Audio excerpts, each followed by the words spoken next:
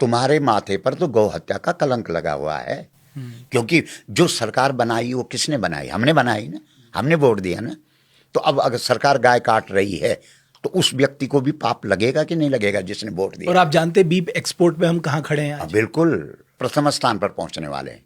हम धार्मिक पंक्ति में, हम धार्मिक व्यासपीठ पर बैठे हैं और हमारा परम कर्तव्य बनता है कि हम सबसे पहले भारत की जो सनातनी जनता है, हिंदू जनता है, उसके माथे पर जो गौ हत्या का कलंक है वो मिटे।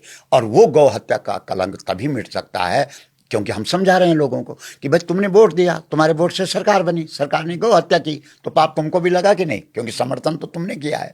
तो इस बात को जब व्यक्ति समझता है तो कहता है कि हाँ भाई बात, तो अब क्या करें? तो हम कहते हैं कि भाई करना यह है कि जब तुम्हारे पास कोई वोट मांगने आए तो उससे लिख के ले लो कि अगर तुम सदन में जाते हो, तुम विधानसभा में जाते हो, तुम लोकसभा में जाते हो, तो वहां जा करके हम सबसे पहले गौ माता को पशु की श्रेणी से हटाएंगे और माता की श्रेणी में रखवाएंगे। अगर वो लिख के दे देता है, वो कहते हैं कि अगर फिर भी उसने नहीं किया तो तुमको तो पाप नहीं लगा ना, क्योंकि तुमने तो उसकी बात पर विश्वास किया, उसने लिख के दे दिया है, तो अब वो भोगेगा पाप। तो हमारा जो मूल लक्ष्य है वो इस देश की धार्मिक जनता को, हिंदू जनता को, सनातनी जनता को गौ हत्या के पाप से मुक्त करना।